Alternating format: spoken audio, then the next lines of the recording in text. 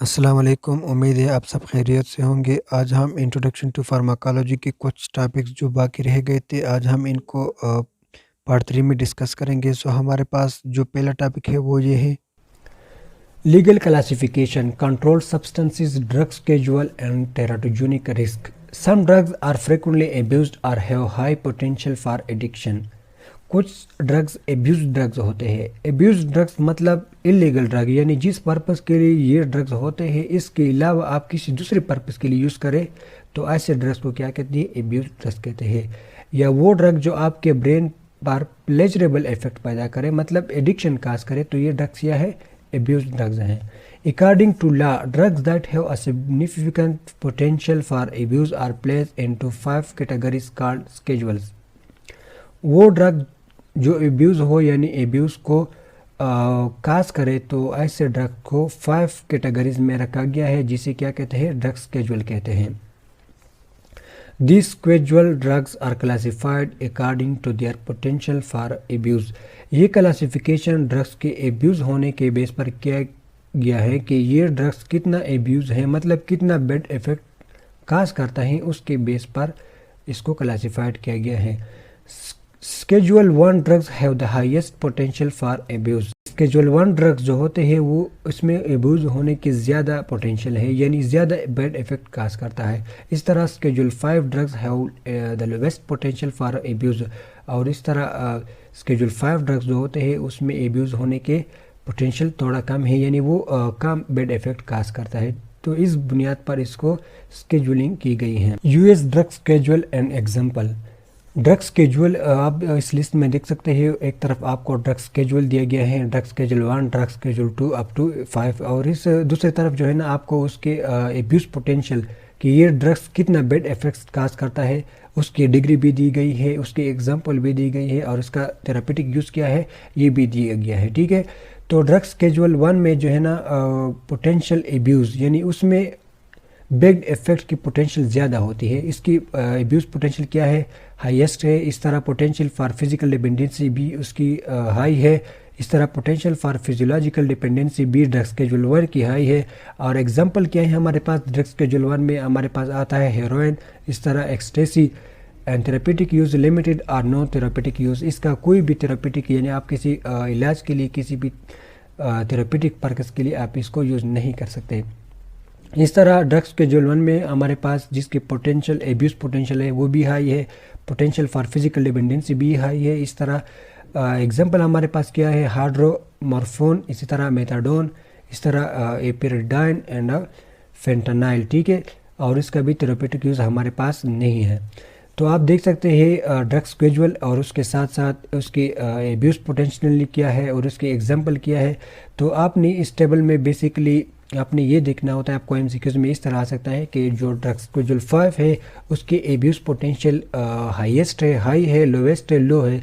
तो आपने सिर्फ ये याद रखना होता है, और साथ साथ उसके एग्जांपल को भी आपने याद रखना होता है कि अगर आपको इस तरह से गिर आ सकता है कि हेरोइन जो है ना ये ड्रग स्केड्यूल के किस स्केड्यूल में आता है, 1 में आता है, 5 में आता है, 4 में आता है। ठीक है, तो आपने एग्जांपल और ड्रग स्केड्यूल की एब्यूज़ पोटेंशियली को भी आपने याद रखना है। ठीक है, teratogenic risk. Teratogene is a substance that has the potential to cause a defect in an unborn child during pregnancy. वो सब्सटेंस या वो एजेंट या वो ड्रग जो अनबर्न चाइल्ड यानी बच्चा जो माँ के पेट में हो यानी फीटस में प्रेगनेंसी की वक्त एबनॉर्मेलिटी यानी डिफेक्ट काज कर सकता है, इसको क्या कहते हैं, टेराटोजीन कहते हैं। A small number of drugs have been shown to be teratogenic either in human or in laboratory animal. बहुत कम मिकदार में ऐसे ड्रग है जो इंसानों में या एक्सपेरिमेंटल एनिमल में टेराटोजेनिक इफेक्ट काज कर सकता है। Classification of teratogenic risk places drugs into categorize A, B, C, D and X। इसको A, B, C, D and X के बेस पर क्लासिफाइड किया गया है। आप इस लिस्ट में देख सकते हैं कि टेराटोजेनिक रिस्क के जो कैटेगरी है A, B, C, D and X, इसको भी कैटेगराइज किया गया है, और इसका जो है ना प्रेगनेंसी पर क्या रिस्क है ये भी उसके साथ साथ मेंशन की गई है। तो कैटेगरी ए के जो ड्रग्स होते हैं, controlled studies in woman fails to show a risk to the fetus and the possibility of fetal harm appear unlikely. जो कैटेगरी ए के ड्रग्स होते हैं उसका फीटस पर कोई भी हार्मफुल यानी रिस्क उसका जो है ना नहीं होता। B category B, animal reproduction studies have not shown a fetal risk और एडवर्स इफेक्ट। कैटेगरी बी के जो ड्रग्स होते हैं वो according to animal reproduction study उसका भी कोई हार्मफुल या एडवर्स इफेक्ट फेटल पर नहीं होता। Risk have not been confirmed in control studies in women. Category C, other studies in animal have revealed adverse effects on the fetus and there is no control studies in women or studies in women and the animal are not available. Category C का जो drugs होते हैं उसका थोड़ा थोड़ा adverse effect animal में show किया गया है, लेकिन उसका कोई भी वुमेन में या वुमेन की जो फिटस होता है उसमें कोई भी एडवर्स इफेक्ट शो नहीं किया गया है। इसी तरह कैटेगराइज डी और इस तरह एक्स को भी कैटेगराइज किया गया। Effects of drugs. Drugs produce two effects, wanted और desired effect and unwanted effects. जब कोई इंसान कोई ड्रग ले लेता है तो वो मेनली टू इफेक्ट्स काज करता है। एक वो इफेक्ट जिसके लिए इंसान ने वो ड्रग ली हो उसे क्या कहते हैं, वांटेड और डिजायर्ड इफेक्ट कहते हैं। और दूसरा वो इफेक्ट जो आप नहीं चाहते और ड्रग वो इफेक्ट शो करे तो उसे क्या कहते हैं, अनवांटेड इफेक्ट। ठीक है, मिसाल के तौर पर पैरासीटामोल है तो उसकी वांटेड इफेक्ट क्या है कि वो पेन को रिलीफ देता है और हाई टेम्परेचर को कम कर देता है। लेकिन अगर वो पैरासीटामोल ब्लड प्रेशर को लो करे या स्टमक पेन काज करे तो ये क्या है, तो ये पैरासीटामोल की अनवांटेड इफेक्ट है। ठीक है, adverse drug reaction, side effects and toxic effects. तो ये अनवांटेड इफेक्ट्स को फिर adverse drug reaction, side effects and toxic effects में क्लासिफाइड किया गया है। अब हम आगे एक एक को एक्सप्लेन करेंगे। Adverse drug reaction definition. Adverse drug reaction ADR is an unwanted or unintended effect of a drug that happens with normal doses।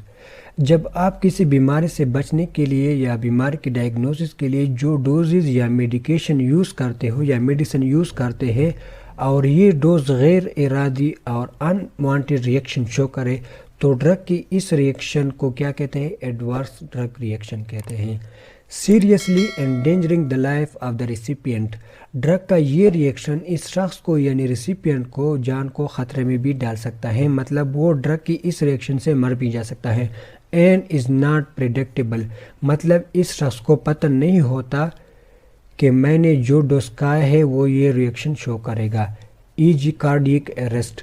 Suppose cocaine आपने खा लिए, because cocaine used for brain stimulant यानी दिमाग को तेज़ करने के लिए हम यूज़ करते हैं, लेकिन बजाय उसके ये हार्ट अटैक को काज करे तो ये क्या है, तो ये कोकेन की अनवांटेड या एडवर्स ड्रग रिएक्शन है। ये क्या है, ये अनप्रेडिक्टेबल रिएक्शन है, हमें पता नहीं होता कि कोकेन जो है ना ये रिएक्शन शो करेगा। तो इस रिएक्शन को क्या कहते हैं, एडवर्स ड्रग रिएक्शन।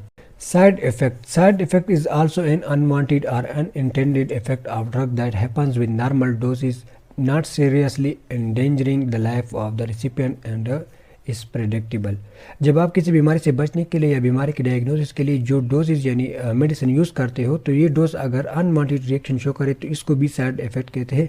लेकिन ड्रग का ये रिएक्शन जो होता है ये रिसिपिएंट की जान को ख़तरे में नहीं डाल सकता। नॉट सीरियसली एंडेंजरिंग यानी इस ड्रग की इस रिएक्शन से यानी साइड इफेक्ट ऑफ ड्रग जो होता है इससे इंसान मर नहीं जा सकता। लेकिन ड्रग के साइड इफ़ेक्ट को पहले से पता होता है पेशेंट को कि ड्रग के जो हम ले रहे हैं उसका साइड इफ़ेक्ट ये होगा।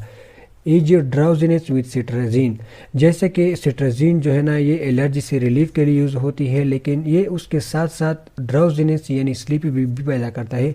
तो ये ड्राउजीनेस क्या है, ये उसकी साइड इफ़ेक्ट है, लेकिन इस शख्स को पता होता है कि ये एलर्जी के इफ़ेक्ट के साथ साथ ड्राउजीनेस भी काज करता है।